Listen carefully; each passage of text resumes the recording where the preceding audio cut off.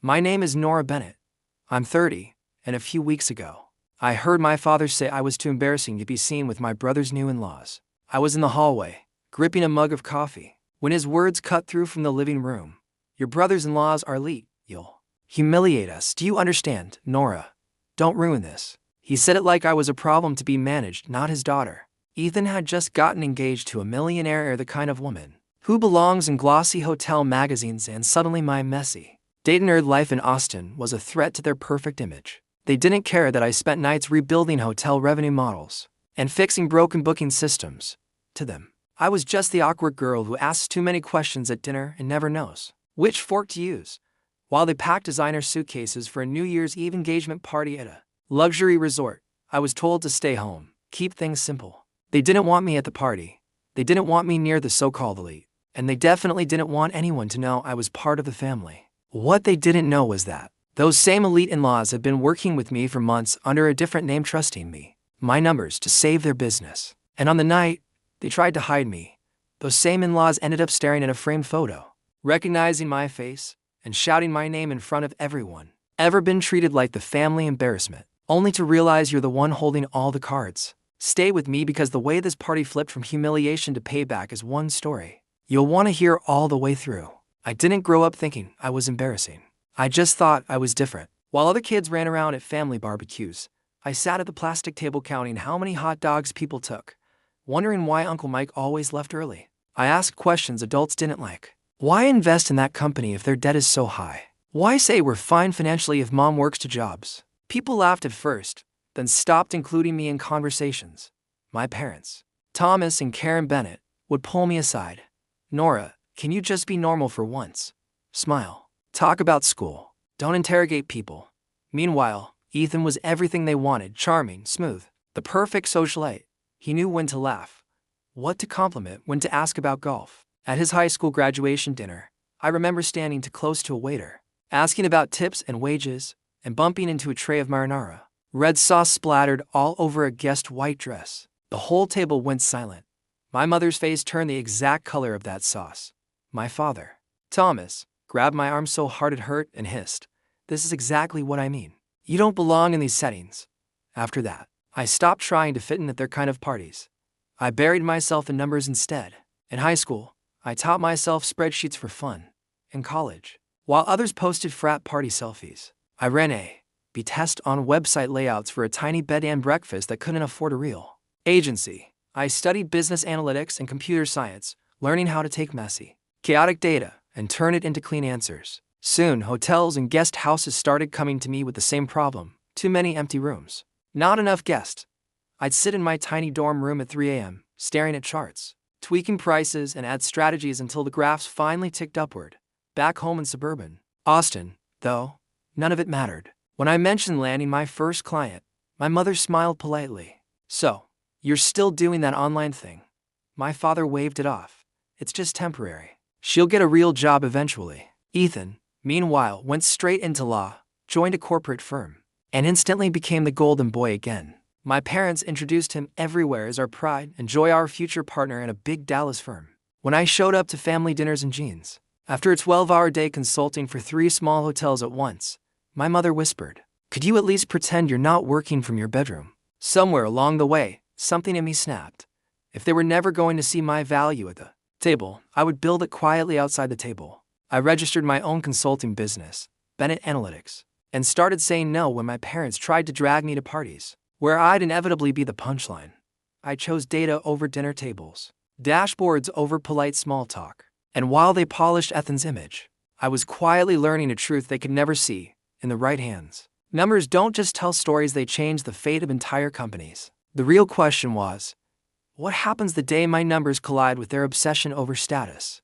That easy smile was plastered on Ethan's face. I could tell before he said a word that whatever he was about to tell me would make Mom and Dad beam with pride. He didn't even let me finish my hello. "I'm engaged," he said, dropping the word between us like a trophy to Leah. Leah Harrington. The name hit me like a glitch in my brain. "Harrington?" I asked carefully. "As in Harrington and Vale?" "Yeah," he said, eyes shining. "Her family owns this insane resort empire. They host charity events, political fundraisers. Dad is freaking out in a good way." I forced a smile. I had spent months inside that empire's numbers, saving them from collapse, but in Ethan's world, I was always 10 steps behind the image he was curating. That's great, I said. I'm happy for you. We talked about the proposal, the ring, and how our parents had reacted. Of course, they were thrilled. This was the connection they'd always dreamed of, the gilded doorway into the world they'd admired from magazines and TV. Then Ethan's expression shifted, like he'd been holding back the awkward part until the very end. So, there's a New Year's Eve engagement party, he said, tracing the rim of his cup, at one of Leia's family resorts. It's huge.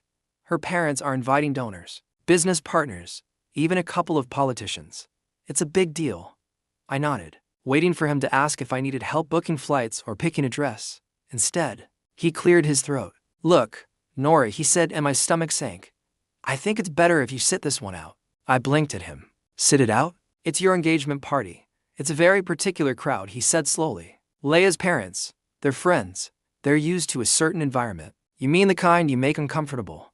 I shot back. How I get uncomfortable, he said, lifting his hands like a shield. You ask those heavy questions. You challenge people. You don't play the game. Dad thinks it might be too stressful for you, too stressful for me, or too embarrassing for you. I asked. He winced, and that told me everything I needed to know. Ethan, I work with hotels and resorts for a living, I said. I wanted to add, I know more about the kind of people you're trying to impress than you do. But he just kept talking.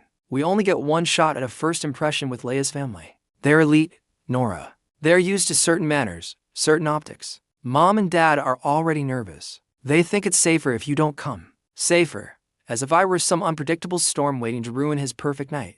I laughed, but it came out flat. So I'm not invited to my own brother's engagement party because I don't fit the optics.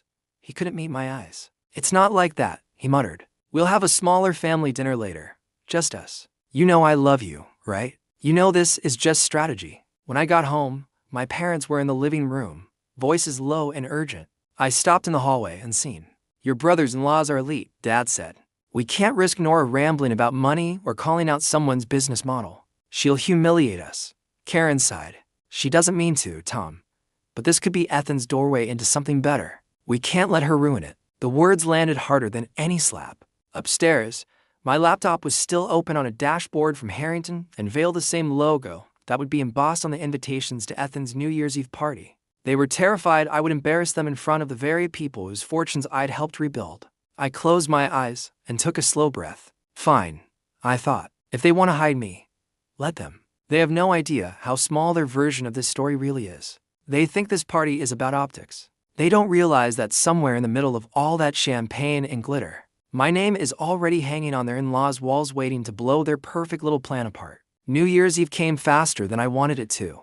The week between Christmas and the 31st felt like limbo, like the world was holding its breath. My parents buzzed around the house, talking about flights, outfits, and the perfect gift for the Harringtons.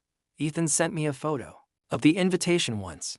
All gold foil and embossed logos. Wish you could come, he wrote, as if that decision hadn't been made deliberately without me. On the morning of the party, I watched them leave for the airport in their best clothes. My mother in a new dress she absolutely could not afford without putting something on a credit card. My father adjusting a tie he had bought on sale, but pretended was designer. They waved. I waved back from the doorway. The beautiful daughter who had been told to stay home for her own good. When the Uber pulled away, the house went quiet in a way that pressed down on my chest. That night, Austin glittered with fireworks and rooftop parties, but I stayed in my apartment with takeout and my laptop open on the coffee table. I tried turning on a movie, but my phone kept lighting up. Photos from Mom of the resort lobby dripping with chandeliers. Videos from Ethan of Champagne Towers, a live band. Leia descending a grand staircase in a silver gown like she had stepped out of a magazine. In one clip, I heard my dad in the background telling someone, "That's my son up there. He's marrying into the Harrington family." I stared until the images blurred. They were inside the world they had always worshipped, and they had done everything possible to make sure I wasn't. So I closed the photos and opened a different window. The analytics dashboard for Harrington and Vale's year-end. Performance. Real-time booking numbers flickered across the screen. Rows of data streamed across my screen, reflecting reservations pouring into the very resorts my brother was celebrating with. While posing for photos, occupancy rates climbed, revenue bars filled. The lines I had bent upward were turning into bonuses and gala nights for people who would never know my name. Then a new email popped up, year-end update and a special request. From Graham Harrington. I clicked it open, expecting a brief thank you or a spreadsheet. Instead, he had written a full paragraph about how transformative the past year had been. How the board had gone from panic to cautious optimism to open excitement. You didn't just tweak a few ads, Nora, he wrote. You changed the way we understand our business. We want to honor that properly. At the bottom of the email was an attachment labeled Concept Wall of Innovation, JAPG. When I opened it, my breath caught. It was a mock-up of the entrance to one of their flagship resorts. A long wall lined with framed case studies. Each frame carried a photo, a title, and a brief project description. Near the center was my own headshot, cleaner and more confident than I felt in real life. Beneath it, a plaque read, Data and Growth Strategist Nora Bennett. The description detailed the turnaround. I had led dynamic pricing overhaul, demand-driven campaigns, recovery from the post-pandemic slump. Guests would walk past this wall on their way into conferences, and galas clinking glasses under chandeliers while my face looked back at them from the middle. We're planning to unveil this at a major partners and family event next season, Graham continued. We'd love to finally meet you in person, introduce you to some of the people whose jobs you helped save. My fingers hovered over the keyboard. Then my phone buzzed. Another photo from Mom, Ethan, and Leia cuddled under a shower of confetti. My parents blurred behind them, eyes shining. Somewhere nearby, I imagined that wall might exist one day, my framed photo silently contradicting every story they'd told about me being a disappointment. How ironic would it be if the place they had worked so hard to shield me from ended up putting my face front and center? I replied to Graham with a simple professional yes, telling him I'd be honored to attend. Then I set my phone down, leaned back, and listened to the distant echo of fireworks outside. They thought they had erased me from this night, that I couldn't reach their high, glittering world. But there I was, right on my laptop screen, in a gold frame, my name stitched into the foundation of their shiny new life. They hadn't realized it yet. The person they were determined to hide was already woven into every corner of their precious elite circle, quietly waiting for the moment the picture on that wall would disrupt their perfect image. The months after that New Year's Eve felt like someone had quietly turned up the brightness on my life, while my family continued pretending I was still in the dark. Harrington and Vale signed long-term contracts, then another. I was pulled into meetings about expansion, new properties, even acquisitions. Suddenly, I was on late-night calls about opening resorts in California and the Caribbean, running simulations on entire pricing structures for shoulder season. My days blurred into dashboards and strategy decks, the work most people dream of, and my bank account reflected it. I swapped my old hatchback for a hybrid, fixed the leak in my bathroom ceiling, and moved into a one-bedroom apartment that didn't feel like it would collapse in a storm. All quietly, no announcements, no humble bragging on social media. I knew exactly how my parents would react if I tried explaining performance-based contracts or retention bonuses. They'd smile, nod, and ask if I'd thought about getting a real job. Meanwhile, Ethan's life looked like a highlight reel. Mom sent constant updates, photos of him and Leia at wine tastings, charity balls, luxury retreats, screenshots of articles mentioning the Harrington name, captions like, "Your brother was there last night." Over Sunday dinners, the conversation revolved around wedding plans, guest list, and how incredible it was that our family would soon attend events where tuxedos and offshore accounts were normal topics. Once, over meatloaf, Ethan said, "Graham is bringing in some kind of genius consultant for their new data strategy. Guy's basically a wizard with numbers. If I play this right, I could end up working on some of those deals." I smiled politely, nodding, letting him live in the world he thought mattered. Meanwhile, my world was quietly reshaping theirs. I took a slow sip of water to hide my reaction. Mom looked impressed. "See, that's the kind of company you want to be around," she said. "People who know how to make things happen." I wondered what she'd say if she knew that the so-called wizard she admired had spent that morning arguing with Graham about whether to cap occupancy during certain holidays to protect long-term brand value. That wizard was me, but I didn't say a word. Let them talk about proximity to power. I was busy building it. One early fall afternoon, an email from Graham's assistant made me sit up straighter. "We're finalizing details for the partners and family gala at our Miami flagship," she wrote. "It's both a celebration of this year's turnaround and an engagement gala for Miss Leia Harrington and Mr. Ethan Bennett. Graham and Celeste are especially excited to honor you that evening. They'd like you front and center when we unveil the Wall of Innovation." Attached was the official invitation embossed, weighty, even through my screen. My name was printed near the top under Strategic Partners. Ethan sat lower, under Family of the Groom. I stared at it for a long moment. I hadn't heard from my parents yet about this event, but I could already picture the conversation. then bragging about being invited to an ultra-exclusive gala, how limited the guest list was, and somewhere between speeches and champagne, quietly planning to keep me out again. The difference this time was simple. The Harringtons were not inviting me as Ethan's awkward sister. They were inviting me as the person who had changed the trajectory of their business. I called Graham to confirm the details, keeping my voice steady. He sounded genuinely excited. "We've been telling everyone about you," he said. "I can't wait to see their faces when they realize the person behind those numbers is real." I hung up, leaned back, and let the irony sink in. My family had spent an entire year trying to manage me out of their perfect narrative, convinced I would embarrass them in front of their elite in-laws. But at this party, in this glittering resort, there would be no hiding me. My face would greet them the moment they walked through the door framed in gold, my name etched in metal. They thought they were stepping into a world where I didn't belong. They were about to find out that world had been mine long before they arrived.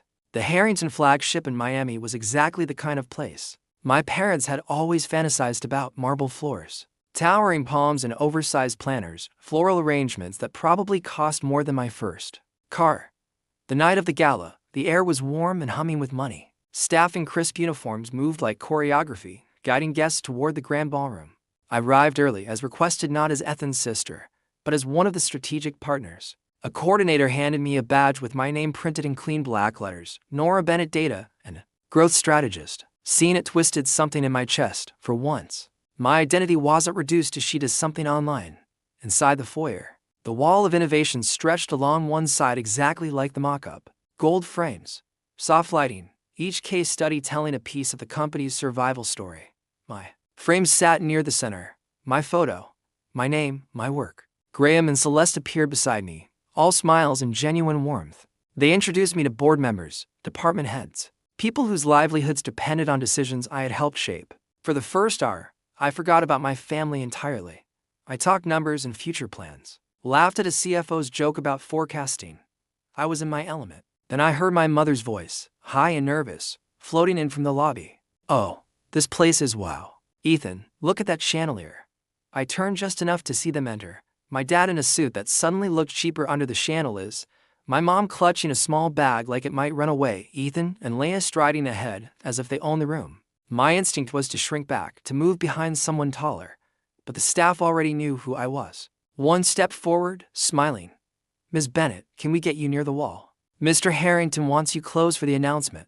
Instead of hiding, I found myself standing just a few feet from my own framed photo as my family crossed the foyer. They didn't see me at first. Their eyes were on the decor, the other guests, the promise of what this night meant for them. Celeste tapped her champagne glass, calling for attention. Conversation softened to a hush. "Thank you all for being here," she began, her voice clear. "Tonight is about family and partnership, about the people who held this company up when things looked impossible." She gestured toward the wall of innovation. "Over the last year, we built this to remind ourselves that numbers are not just charts. They are people. People who changed everything when we needed it most." She stepped closer to my frame, smiling. "One of those people is someone very dear to us now." She pointed directly at my photo. "This is Nora Bennett." The floor tilted. My parents froze mid-sentence. Ethan's head snapped toward the sound of my name. Celeste read the plaque aloud: Data and Growth Strategist, the mind behind the turnaround that kept these resorts alive when travel was at its worst. "You have no idea how often we've said her name this year." She followed the line from the frame to where I stood. Her eyes went wide, like she'd just solved the puzzle she hadn't realized existed. "Nora," she said, then louder, full of delight. "Nora Bennett, you're here. You're Ethan's sister." Head swiveled. Dozens of guests turned to look at me. Then Ethan, then my parents. The silence that followed spoke louder than any speech. Graham stepped up beside Celeste, his gaze landing on my family with polite sharpness. "You never told us your daughter was our Nora," he said to my parents. Thomas opened his mouth, then shut it. He looked like he wanted to melt into the marble. Mom stammered, We didn't realize you knew her like that. She does some kind of computer work. We didn't think it was, important for tonight." A few nearby guests exchanged glances. Graham's jaw tightened just enough for me to see it. "Important," Graham repeated, voice calm but sharp. "Without her, this party doesn't happen. This building doesn't stay this full. Half the people in this room would be updating their resumes." Celeste laughed lightly, trying to soften the tension, but her words carried their own gravity. "We've been bragging about her for months," she said. "I can't imagine hiding someone like Nora." Ethan's face went pale. He looked at me as if I had betrayed him simply by existing. Nora, he whispered when he finally reached me. You didn't tell me you were working with them. I held his gaze. You didn't ask, I replied. Later, away from the crowd, my parents cornered me in a quiet hallway. Mom's voice shook. You made us look like fools. We had no idea. I cut her off gently. I mattered to them. My work mattered. Their embarrassing daughter had become the person propping up the empire they idolized. Dad tried to recover some authority. You could have warned us, Nora. We would have prepared differently.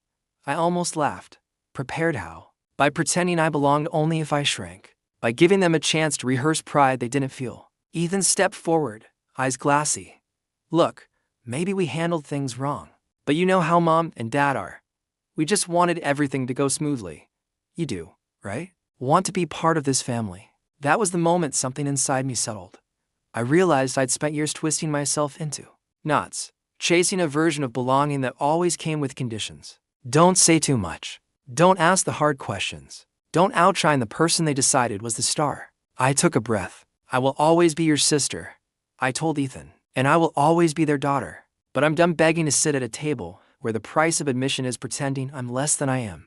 I'm not going to shrink anymore so you can appear bigger. Mom's eyes filled with tears. Nora, we were just afraid, she said quietly. Afraid you'd embarrass us. I nodded. And tonight, you found out the only thing embarrassing was how little you believed in me. That's on you, not me. Back in the ballroom, when Graham introduced me on stage as a key partner, the applause felt different than any approval I had chased growing up. It wasn't polite clapping from relatives who barely listened. It was recognition from people who had seen the results and valued them, people who didn't care if I wore the wrong dress or asked the wrong questions, as long as I showed up with the clarity and skill that kept their lights on. Standing there under the soft golden light, I understood something I wish someone had told me years ago. Sometimes the most powerful revenge isn't dramatic or cruel. It's choosing to stop handing your worth to people who only know how to discount it. It's letting your success speak in rooms where they never thought your voice would be heard, and refusing to dim yourself so insecure. People can feel tall. If your family has ever made you feel like the embarrassing one, the extra one, the one who needs to be hidden so they can shine, remember this: their inability to see your value does not erase your value. You are allowed to build a life that honors who you are, even if that means creating distance from the people who taught you to doubt it. You can love them and still say no when their expectations crush you. That night, my parents had to walk past that framed photo of me every time they moved through the resort. My name etched into the wall of the world they worshipped. They were the ones shrinking, avoiding eye contact, rehearsing apologies. I just kept walking, shoulders back, finally understanding that the real glow-up wasn't gaining their approval. It was learning to accept myself first. And if you've ever been the one they tried to hide, I hope my story reminds you that you're not alone. Your worth isn't negotiable. Your voice matters. And sometimes the only way to be seen is to stop asking for permission to exist.